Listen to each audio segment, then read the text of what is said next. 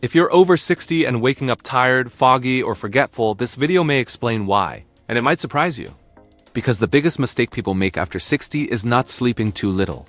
It's sleeping at the wrong time, in the wrong way, and it quietly accelerates brain aging.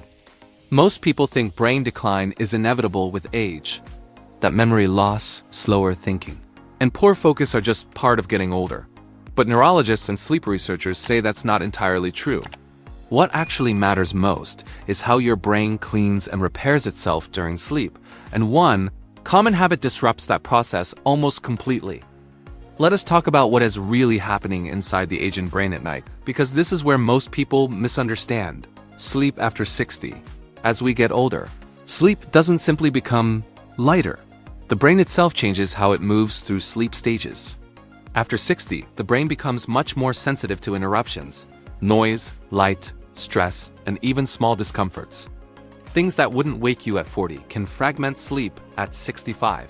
Deep sleep, also called slow wave sleep, is the most restorative stage of sleep.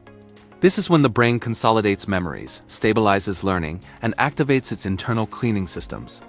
But research in sleep neurology shows that deep sleep naturally shortens with age, often by 30 to 50% compared to younger adults. That doesn't mean the brain stops needing it. It means the brain has less time to do more critical work. During deep sleep, brain cells shrink slightly, allowing cerebrospinal fluid to wash through the brain tissue. This process clears metabolic waste, including proteins linked to cognitive decline. But this cleaning system only works when deep sleep is continuous and uninterrupted. Here's the problem. When sleep is fragmented, frequent awakenings, tossing and turning, light sleep cycles, the brain never stays in deep sleep long enough to complete this repair process. Each awakening resets the system. This is why, after 60, sleep quality becomes far more important than sleep quantity. You can spend 8 or 9 hours in bed and still wake up mentally tired, foggy, or forgetful if those hours are broken into shallow sleep. Meanwhile, 6.5 to 7 hours of solid, uninterrupted sleep can leave the brain far more refreshed. Neurologists emphasize that the aging brain doesn't benefit from more time lying down. It benefits from fewer disruptions, better timing, and deeper sleep continuity. Understanding this shift is crucial because many well-intentioned habits older adults adopt, like going to bed very early or staying in bed long after waking, actually increase sleep fragmentation and reduce the brain's ability to repair itself overnight. Once you understand what the aging brain truly needs at night, the solutions become much clearer. Here's the critical part. During deep sleep, the brain activates what scientists call the glymphatic system. This system flushes out metabolic waste, including beta-amyloid proteins that are strongly associated with cognitive decline and Alzheimer's disease. But this cleaning process only works efficiently when sleep is continuous and well-timed. And this is where the biggest mistake comes in. The most damaging habit after 60 is going to bed too early and spending long hours half awake in bed. Many older adults get into bed at 8 or 9 p.m., hoping to get more rest. But instead of sleeping deeply, they toss, turn, wake up repeatedly, and drift in and out of light sleep. This fragmented sleep prevents the brain from staying in deep sleep long enough to complete its repair work. Studies published in journals like Nature Aging and Neurology show that frequent nighttime awakenings are associated with faster cognitive decline, even when total sleep time appears adequate.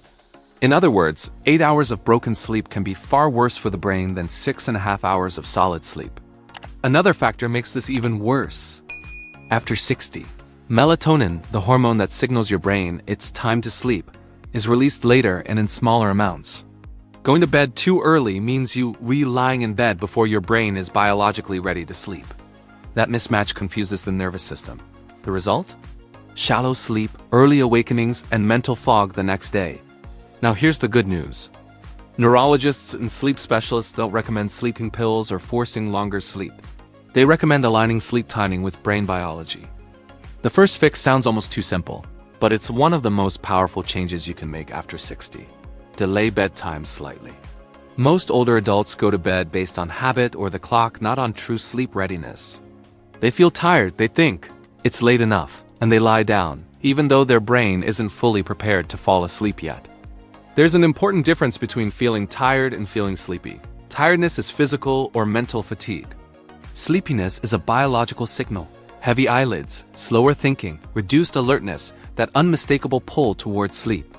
That signal is driven by melatonin and sleep pressure, and after 60, it often arrives later than it used to. When you go to bed before that signal is strong, you don't fall into deep sleep smoothly. Instead, you lie awake, drift in and out of light sleep, and wake up repeatedly throughout the night. Each of those awakenings fragments deep sleep and interferes with brain repair. For many people over 60, waiting just 30 to 60 minutes longer before getting into bed aligns sleep with the brain as natural rhythm. This does two critical things. First, it increases sleep pressure, making it easier to fall asleep quickly and stay asleep. Second, it reduces time spent awake in bed, which trains the brain to associate bed with solid sleep instead of restlessness. Sleep researchers consistently find that people who delay bedtime slightly experience fewer nighttime awakenings, longer uninterrupted sleep periods, and better mental clarity in the morning, often within just a few days. This isn't about sleeping less. It's about sleeping at the right moment. That small timing adjustment can dramatically improve sleep depth and brain recovery without medication, supplements, or forcing yourself to get more hours. Sometimes, the most effective solution isn't adding more sleep. It's choosing the right time to let sleep happen.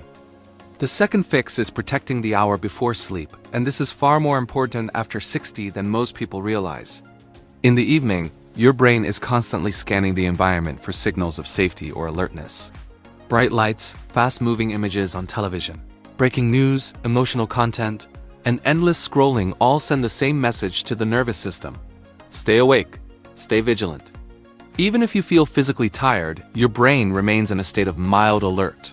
Stress hormones stay elevated. Melatonin release is delayed. Deep sleep becomes harder to access. This effect is stronger in older adults because the aging brain is more sensitive to light and stimulation. What once felt relaxing at 40 can become subtly activating at 65. Dim lighting does the opposite. Lower light levels tell the brain that the day is ending. Melatonin production begins to rise. The nervous system starts shifting from alert mode into repair mode. This transition is not instant. It requires consistency and predictability. That's where calm, repeated routines come in. When you perform the same simple actions in the same order every night, the brain learns to recognize them as a pre-sleep signal. This is a form of classical conditioning, and it's incredibly effective. Something as simple as the same cup of non-caffeinated tea sitting in the same chair listening to the same calm music, or reading the same type of book every evening tells your brain, nothing is required of you right now. That sense of safety allows the nervous system to power down. Sleep specialists often emphasize that it's not about creating the perfect routine. It's about creating a familiar one. Predictability reduces cognitive load. Repetition reduces anxiety. Calm inputs allow sleep systems to take over naturally.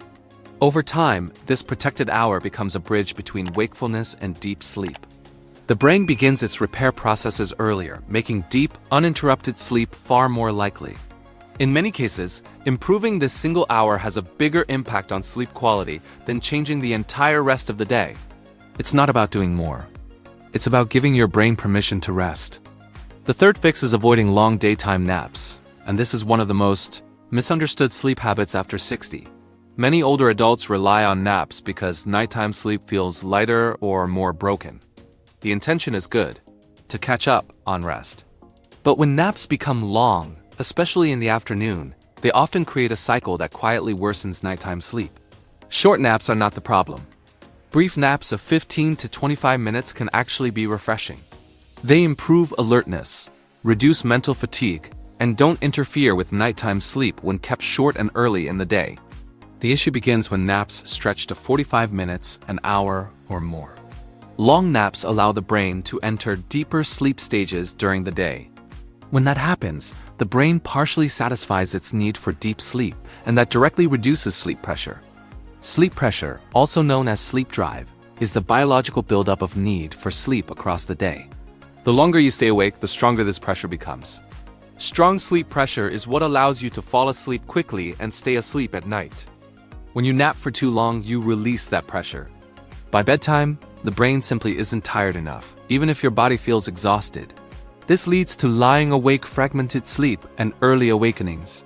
Sleep researchers consistently find that older adults who limit naps to short durations experience faster sleep onset, fewer nighttime awakenings, and more deep sleep. Timing matters as well.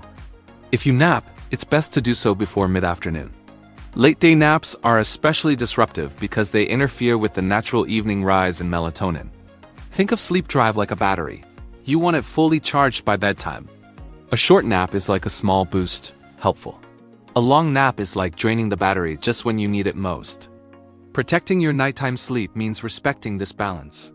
And for many people over 60, reducing nap length, not eliminating naps entirely, can make a dramatic difference in brain recovery and morning clarity. And finally, one of the most overlooked factors. Gentle movement during the day, especially morning movement, improves nighttime brain sleep quality.